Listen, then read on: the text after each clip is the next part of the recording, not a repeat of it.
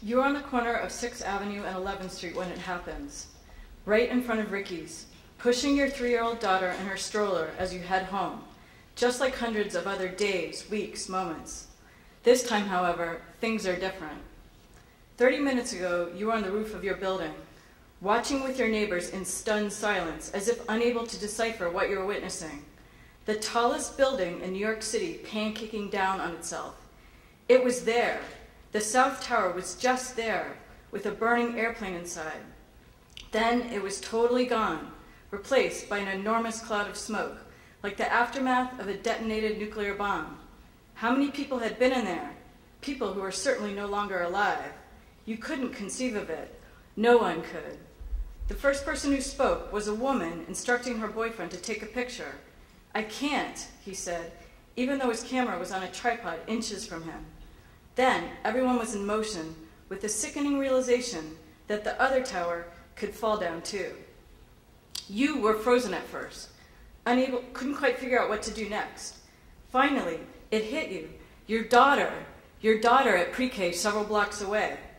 Even though you didn't feel remotely safe, she should be here with you. Out in the stairwell, you could hear a neighbor's tortured moans. Her boyfriend worked at Windows on the World.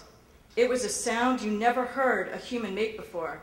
Her wailing continued throughout the entire day, a never-ending soundtrack.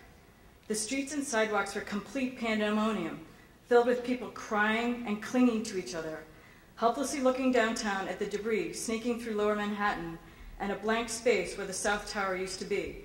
The North Tower still stood. You ran the whole way to your daughter's pre-K. When you got there, she wasn't surprised to see you, said goodbye to her teacher, and calmly got in her stroller.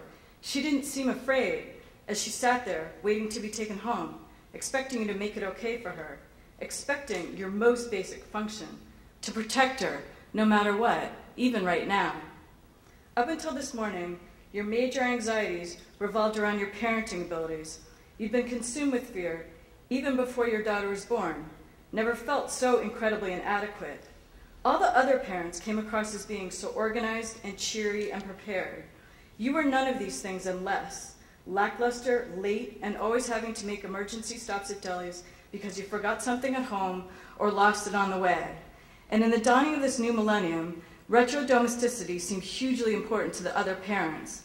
The list of their capabilities felt endless, everything from making bagels and Play-Doh from scratch to knitting.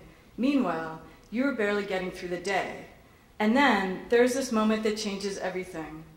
Rushing home from pre-K with your daughter in her stroller, you reach the corner of 6th Avenue and 11th Street, right in front of Ricky's, just as the North Tower falls down.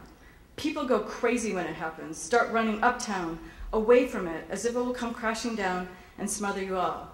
The grouchy cashier from Ricky's bolts outside and screams when she sees that it too has completely collapsed, that the World Trade Center no longer exists at all.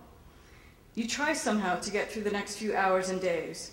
You take your daughter to nightly candlelight vigils in Union Square to help set up makeshift beds for out-of-town firefighters.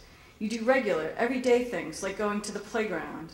There is even a party, all the parents welling up and the children sing "Happy Birthday" in their high, hopeful 3-year-old voices. A week later, you find out you're pregnant with your second daughter. But during that moment in front of Ricky's, as people are literally running for their lives, your parenting anxieties seem like some sort of vanished luxury. There isn't time to worry about what the other parents are doing. You have to go with your instincts. And maybe there is more to being a mom than craft projects and baking. And maybe what your daughter really needs is for you to stay focused on what is right in front of you, her. For once, you have no hesitation about what to do. Bending down, you pick her up out of the stroller.